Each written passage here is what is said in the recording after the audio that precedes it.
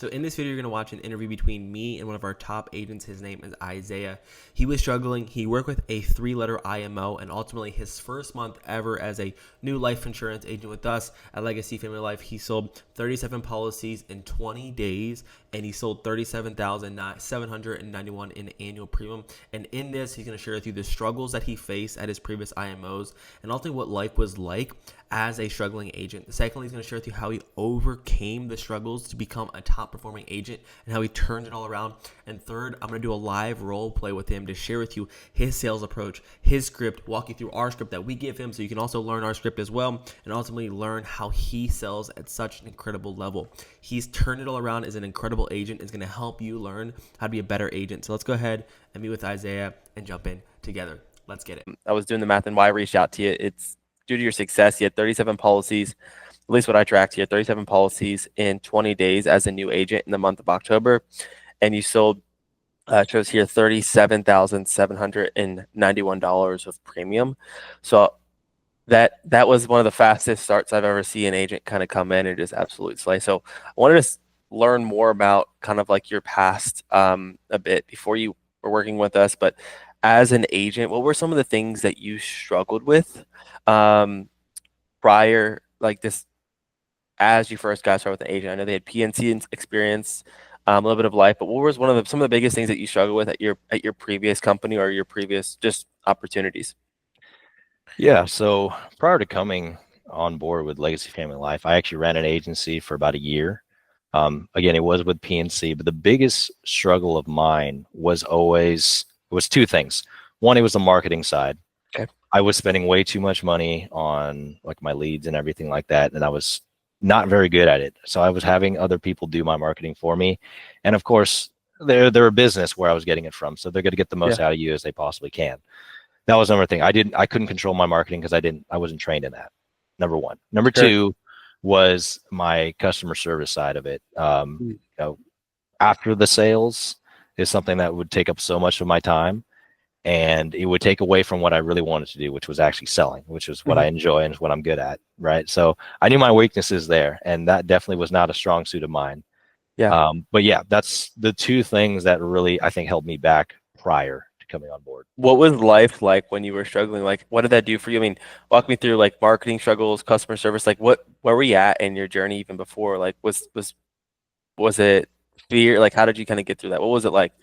It was stressful. No, I had a really, really stressful time. And I mean, you're supposed to go through some stress and some difficult times. It's not something that, you're supposed to stay away from completely. But no, it was times where like you're stressed and heavy, and I have a wife of mine I got to provide for, and all that stuff that you got to take care of. It like it weighs on you. But yeah, I mean, it was not fun.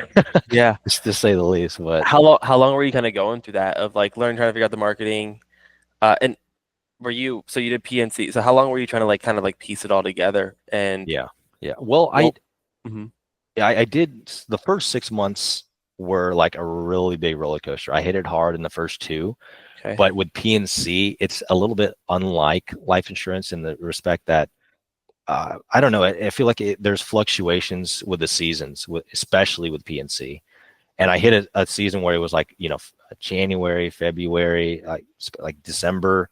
During that period of time, it was like getting really difficult to get people on the phone because people are traveling and whatnot. Like people just don't want to talk to you for a certain amount of time. But yeah, it was a 6-month stint that was just like, I gotta drag myself out of bed today just to get this done. But yeah, it was ups and downs though. But then other months, like it would get better as the warmer months rolled around. But interesting. Yeah. And then you went from the PNC, and then you went and tried to go ahead. Why did you transition from PNC? And when you went into final expense or life insurance at like the 3-letter IMO, what were some of the struggles that you faced that you wish you knew before you got started? Yeah, well, they make it out to be with a lot of these IMOs that they have these great leads in place and they have these great systems, but then you're a week into it and you realize you're kind of just on an island. I know you hear so many agents say that you feel secluded on an island, and they say that they'll give you the support. They give you no training whatsoever. They'll do like a webinar once a week on a midweek for like 30 minutes, and that's it. And I don't know. They just expect you to kind of jump into that, which is difficult. Some people are able to do it right off the bat, but like they don't have any interface in place specifically for those who have never directly been in the industry before, which, you know, I know with Legacy Family Life, we have everything in place here that's like specifically tailored to even accommodate those who have never seen insurance before. Mm-hmm. But that's exactly what is lacking in all these other places. I went to 2 different IMOs before I came here, and literally there's nothing there for you. The support is just, it's not apparent. So if you had to say like the one thing that prevents agents or was preventing you from being successful, would you kind of like narrow that down to be? Lack of support is what it is. Lack of support. Yeah. I mean, I'm gonna tell you, like, the way that I'm able to, I guess, go to so many different people here within the agency with the way the system works here, not only within the management, but just even the other agents as well, with the connectiveness, like it makes it so much easier to just lock in and have all these resources to your disposal. Yeah. It just makes your job way easier. But that's something you don't have with those others, because you don't have Zoom rooms, you don't have daily meetings or anything like that. Maybe if you do, it's like for 15 minutes in the morning and that's it. Yeah. But, yeah. So the lack of support, you think, is the biggest, and that's really interesting for me to understand. Now, when you did start working with us, I mean, you really did hit the ground running. I looked at your tracking sheet. You sold 2 seals your first day. What are some things that because it sounds like you knew, like, what allowed you to kind of hit the ground running so fast? And what do you think how could other agents ultimately have that success fast? I mean, I'd like to say fast relatively, because you seemed like you struggled you had to put in a lot of reps for months and months and months. But anything that you learned in that time of like hitting the ground running that you think could be transferable to another agent? Well, obviously there are things that anybody can do. That is just the work rate. Anybody can put themselves in and just make in 400, 300 plus dials a day. Yeah. And that can be anybody. But I think the mindset's ultimately the thing that it changes and makes the biggest difference. For me, like, you know, I had been over the last couple of years just kind of bouncing, trying to find where I'm supposed to be at, right? And then I'm at a point now in my life where it's like, I have to provide for my wife. We want to start having kids and, you know, buying a house pretty soon. So it's like, I have no choice. And you got to kind of have that mindset and place to basically just say, this is it. I have to succeed in this, and I have to do everything that I can to get myself ahead because people are relying on me. And it doesn't have to be that exact scenario. Of course, nobody is in the same spot, but that mindset has to be there. I think, like, I'm going to win. I'm going to get myself ahead, and whatever it takes to do that, I'm going to do. But again, there's so many people with different backgrounds, and everybody may not be wired mentally the same that way. But I think anybody can find that drive, whatever their purpose is. They need to find it, because if not, then you're just going to be, it's just another job I got to do 9 to 5. You got to have that, like, I want to get somewhere. Yeah. You know? So that's what's one of the hardest things that you have to go through now, even like with our company, and how do you overcome it? What do you think one of the hardest parts of selling life insurance that people need to know about, and how do you kind of overcome that yourself? Well, I'd say as a general thought, I'd say, I mean, this is not particularly for me, but just the industry in general. I mean, what you're doing is high dialing, and the likelihood of rejection is very high in the industry. I mean, the likelihood of you being told off or just hung up on or getting cussed out, like, it's going to happen eventually. And some people, they may not be able to handle that. And I guess you just got to have that mental fortitude, just be like, you know, as much as it is a personal relation that you're building with these clients, it's also just professional. Like, this is just, it's a business, right? So you have to kind of take it not personally whenever that stuff happens, and just keep your head down. Like, you're going to have terrible days. Like, even though, like, I've been having a good month, there have been days that have been awful for me, you know? So, like, it's just that mindset. Like, you know, it's going to get better. Some days are going to be bad. And I think that my background in sports also helped me recognize that, because, you know, you and I, we both played soccer. You told me. Yeah. And, you know, form is a big thing when it comes to soccer. You, as a striker, is what I played. Like, you can have a great period of time, and you can also not be great. But it's like how you respond upon that is the most important thing, ultimately. Absolutely. Yeah. Yeah, man. And when it comes to like your habits, what are, like, you're really, really consistent. It's like, I don't think any day you're not selling. Almost every day you're like 2 policies per day or more.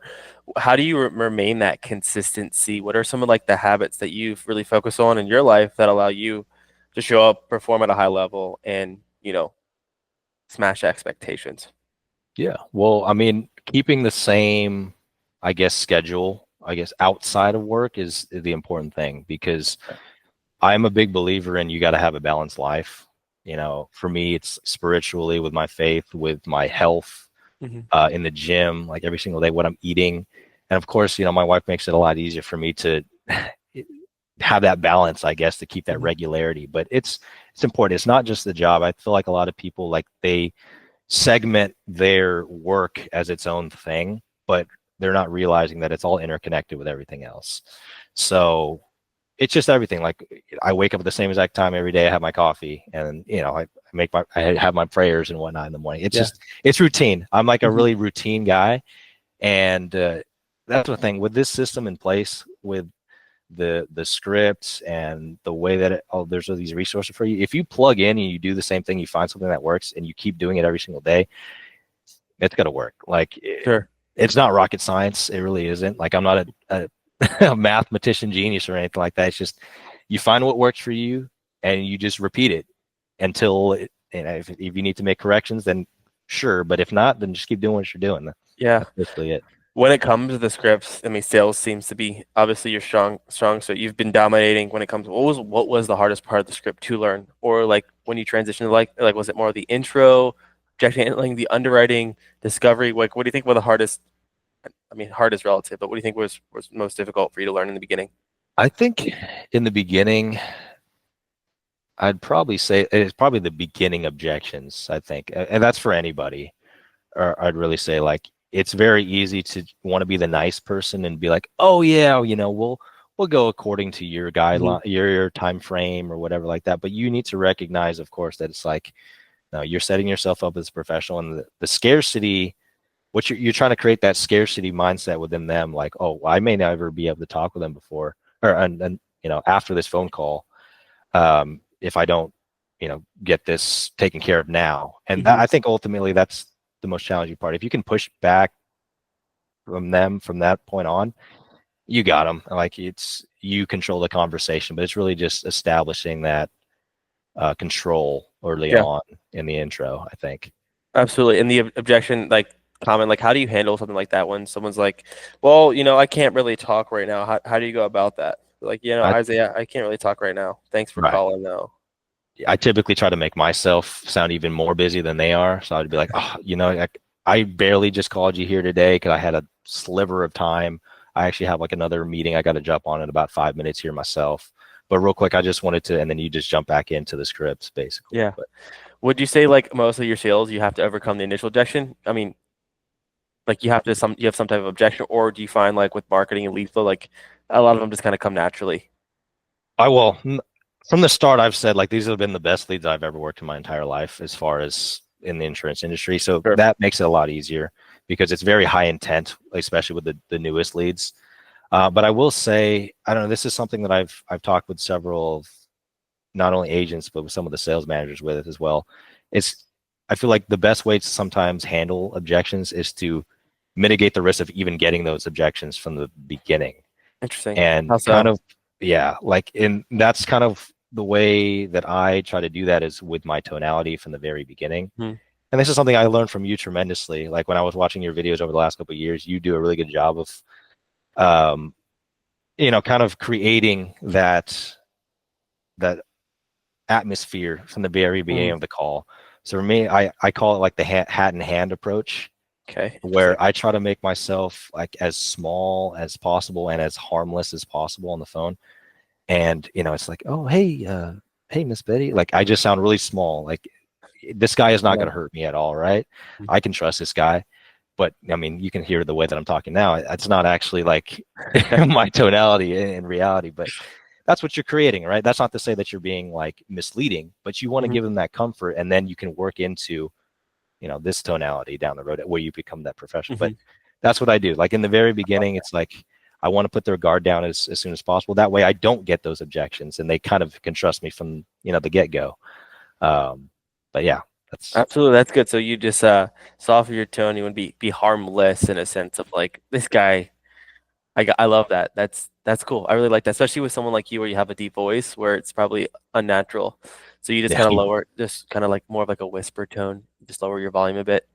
yeah, exactly. Sweet, man. Well, I appreciate you jumping into it. I want to kind of go through a little bit of your discovery process, just so other agents can learn about like what you're doing and how you ask questions, and even just implement your script. So if you want, I mean, let's go through a little like role play. Let's go into like typically in our script, like it would be question one. How do you Mhm. ask questions? I'll be kind of tough on you too, so you can kind of just like walk me through Okay. it. But let's say you know that I don't have coverage and I'm just looking around. You can see that you get me like a good plan.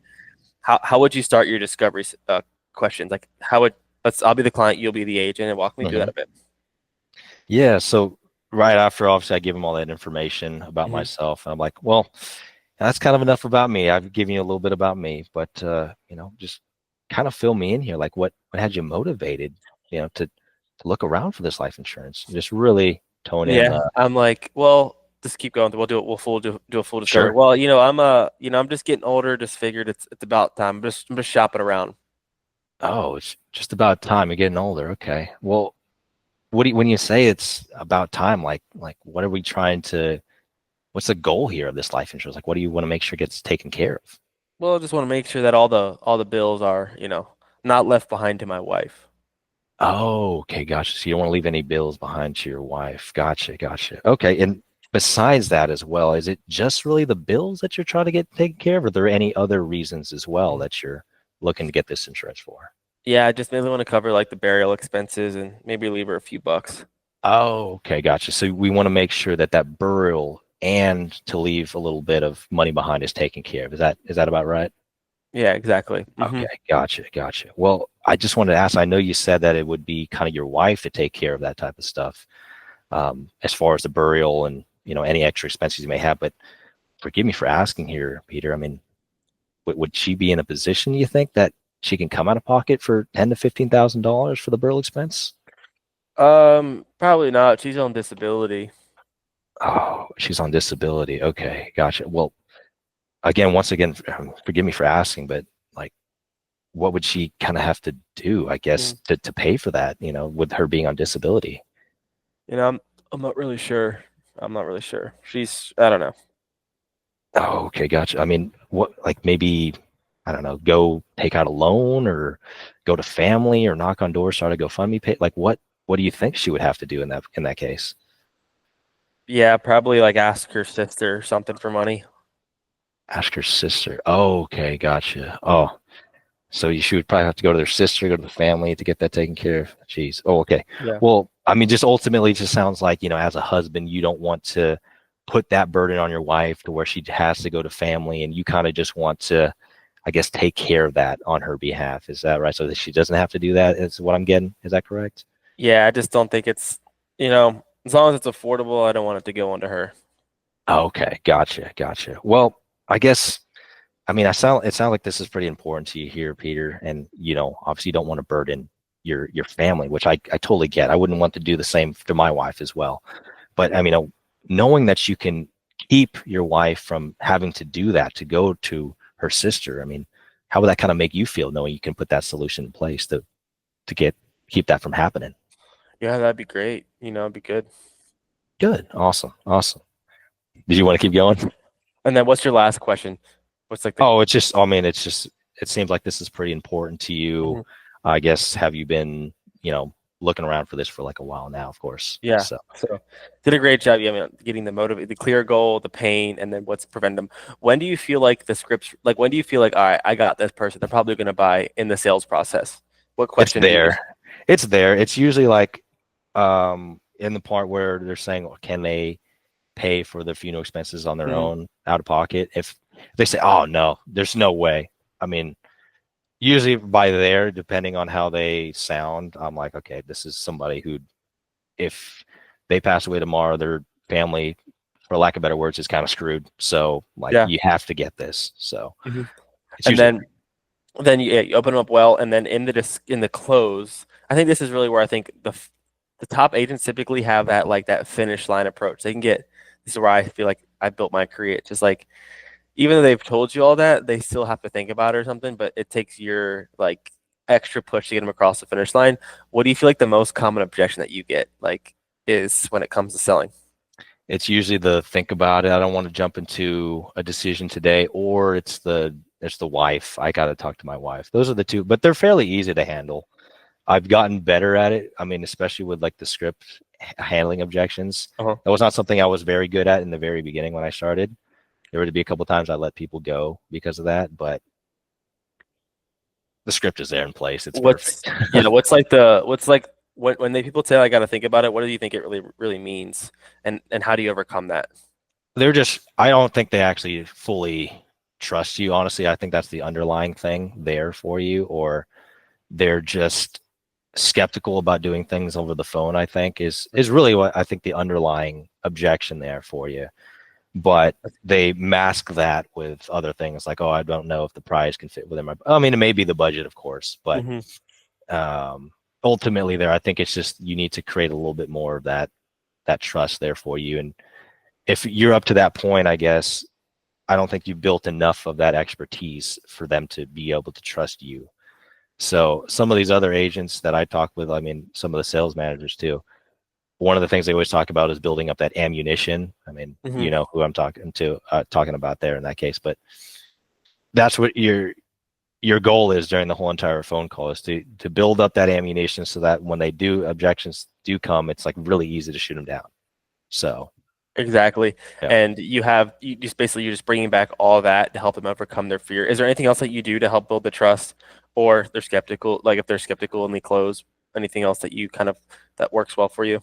Well, so this is kind of the thing that I do in particular, where it may not be exactly within the script. I mean, there are things here and there where I'll become personable with the person. Like if there's one thing, like, during this discovery call, maybe they might bring up something that maybe I can lean into a little bit and talk about for a quick minute or something like that. And those little things, they add up. It builds trust, it builds rapport for you. And as much as you do want to stay within the script, those little things do help you out with building that trust for the client. And I think having the ability to kind of go free rote for those small little periods while still keeping it within your control and not letting them go off on a tangent I think it pays dividends to you when you get to that close. Absolutely. Cool. Well, I appreciate you helping us understand your sales process. Anything else that you would want to share for like any agents that might be struggling, or even to yourself that you've needed to overcome, that you've learned? I just would love to open up for you. Anything that you think could be valuable for the audience? Yeah, I'd say this is it may not be for everyone. I would say, like, that's one thing I think you have to have a certain mindset going into it. And I'll be honest with you, some people will not be able to make it if you don't have that mindset. That's number one. You got to be realistic with yourself when it comes to it, because the worst thing I want to say is that anybody can do this, right? But if you don't have the right mindset, that's not true. Anybody can do this, but you have to have that right mindset to do that. But as long as you have that and you have your purpose of what you're trying to achieve, I'd say always have like a goal in mind for yourself, like that you've written down. That's something for me that makes it a lot easier for me to just keep a level head no matter what is going on. Like, okay, I want to hit 10 or I want to hit 12 this week, no matter what. And I want to do it by doing this or that. And that's not something that I need to actually share with somebody, but you just know within yourself, like you have that mindset in place that you're going to succeed, and it doesn't matter what it's going to take. But if you don't have that, I know, I mean, I've been through not only here, but just sales in general.